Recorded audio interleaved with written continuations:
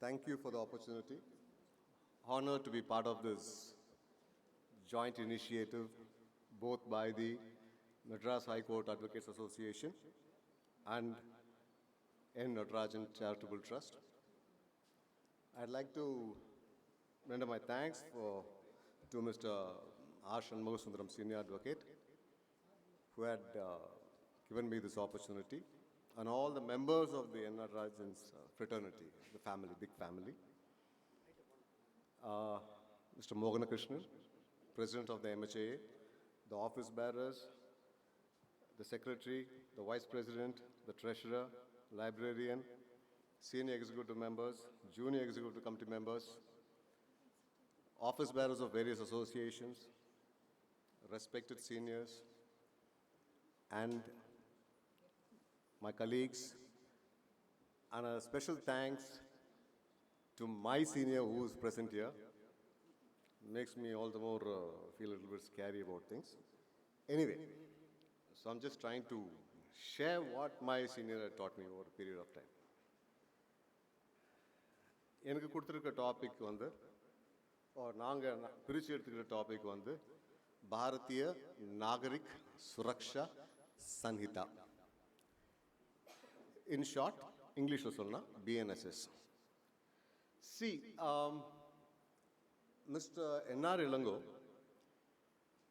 presented his views as he owns a dual facet, I would suggest, as a parliamentarian and as a senior advocate. He knows something more than what I know. So, but I may have a little difference of opinion insofar as certain enactments are concerned, and especially 111, 112, and 113. That we will deliberate on a different occasion. But let me restrict myself to Bharatiya Nagarik Suraksha Sanghita. See, as he said, the nomenclature of the new enactments, be it the Nyaya Sanghita, or be it the Nagarik Suraksha Sanghita, or be it the Sakshi Adhinayam. Of the three, Sakshi Adhinayam suits more because talks about the Sakshya Sattam. Insofar as Nyaya Sanghita goes, the very ideology, the very principle of a penal provision now becomes rendering justice. Now, coming to BNSS, or the Bharatiya Nagarik Suraksha Sanghita, what really it means, I do not know, because a translation by Google shows Nagarik means citizen, Suraksha means safety. So what really the legislatures or the lawmakers intended while naming, seriously, I have no clues. That's the politics of it. We are not here. It has come into vogue, and we have to go through what is provided in it. So now, as he said, as Mr. N. Lango said, there are good things, and there are bad things, and there are omissions.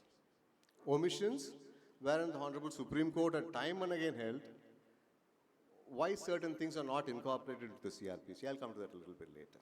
Now, insofar as the good things, it's always better to start with the good things. See, there are certain interesting new enactments insofar as the Nagarik Suraksha is concerned. One, it starts with 105.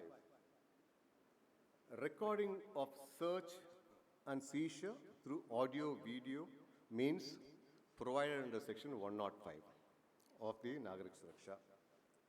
The provision says, the process of conducting search of a place or taking possession of any property, article, or thing under this chapter or under section 185, including preparation of the list of all things seized in the course of such search and seizure, and signing of such list by witnesses shall be recorded through any audio, video, electronic means, preferably mobile phone, and the police officer shall, without delay, forward the recording to the district magistrate, subdivisional magistrate, or the judicial magistrate of the first class. See, this is a welcome enactment, wherein there has always been a hue and cry amongst us as lawyers when we try to defend our clients that searches and seizures are not properly accounted for. காலையில் ஒரு காரை எங்கேருந்து தூக்கிட்டு போவாங்க client கிட்ட வந்து, there will be absolutely no record. சாயங்காலம் அந்த கார் எங்கே இருக்குன்னு கேட்டிங்கன்னா எங்கே இருக்குன்னே தெரியாது. Then we have to go in search of what was searched and seized. So under such circumstances, this section 105 provides an element of solace to the person from whom such seizures are made. Now, there are two shalls in this provision. It makes this mandatory. You don't have a choice. So now, more curiously, the lawmakers have decided to say recorded by way of mobile phones, so that it could be easily transmitted, rather capturing it on a camera, thereafter taking that data card, transferring to some other medium, thereafter transmitting. Straight away, capture it on a mobile phone and thereafter transmit it. This is a welcome sign or welcome enactment, which is a new section. Second, 108. A magistrate may direct search in his presence. Now, this is a safeguard that is provided during the course of search, wherein a police can enter into or embark upon in a course of investigation. So the presence of a magistrate provides a check. There's a check and balance that is introduced into the provision, where the magistrate can insist, okay, let me also accompany you, you go and search. This is a new enactment. So these two are certain checks that are provided under the law, so as to have the element of a watch over the policing. There are two things. The third one would be, interestingly, the attachment, which is governed under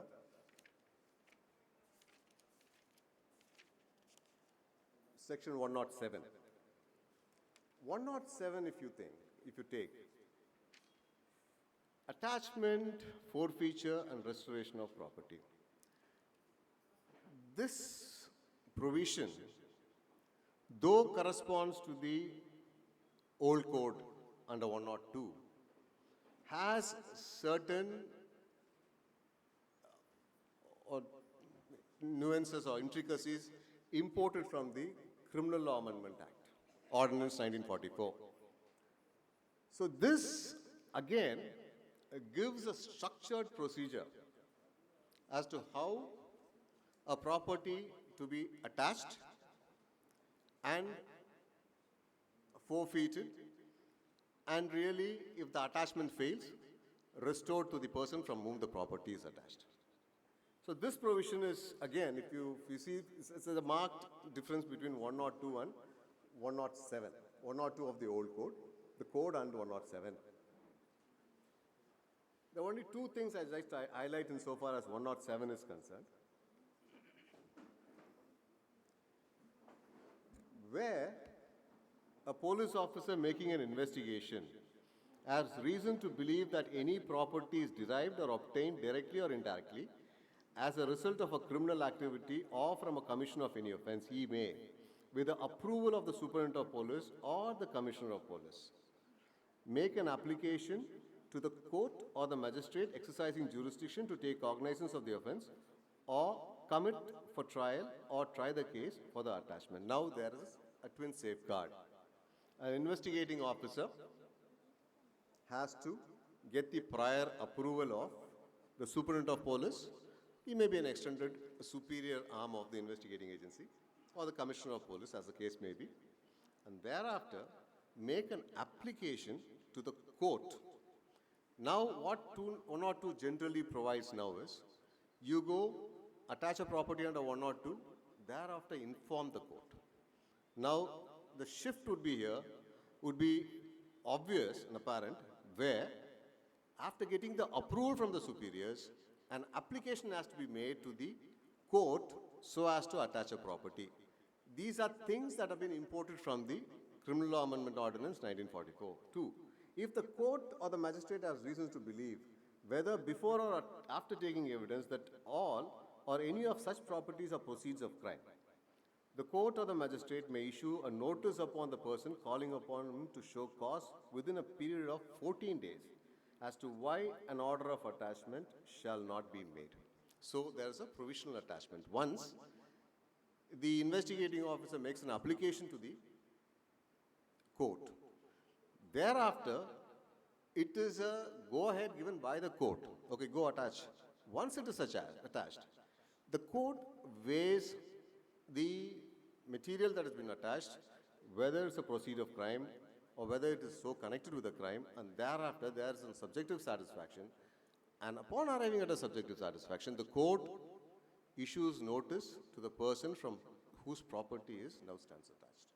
These are welcome safeguards because now the person from whom the property is attached has a right to before the court to come forward and say that it should not be attached. So this is almost a pari material to the POA of the PMLA or for the matter the Criminal Law Amendment Ordinance under 1944.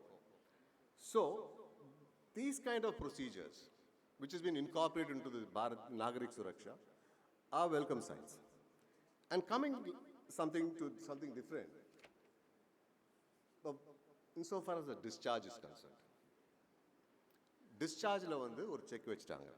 Of course, there's a little bit of anomaly, we'll come to that later. Discharge must be filed within 60 days. He may use the word used under section 250, which is analogous to 227 of the code, where accused may prefer an application for discharge within a period of 60 days from the date of commitment of the case under section 232. Now, you are given the option. Now, you have to take a call within 60 days, whether you want to go in for a discharge, illaya andrathu. Now, the little ambiguity that can arise out of it is, if there are 10 accused, if somebody is arrested subsequently and his commitment comes a little later, whether you would renew the same benevolence that is offered to others because the commitment has already been done. In the accused mattum commit பண்றாங்க, not the case. So whether it could be done under it should be again tested by the honorable courts. So this provision giving the accused the opportunity to avail can be benefited twofolds. One, in the dispensation of justice, delay can be avoided. As a defense lawyer, definitely A1, A2 போட்டு test பண்ணி முடிச்சிட்டு charges frame பண்ணுறாங்கன்னு முடிவு பண்ணும்போது A5 நான் போட சொல்லுவேன் because I want to protract. That's a general procedure. That cannot, sir, that is a general procedure. எங்கள் அண்ணன் he cannot, yeah, thanks.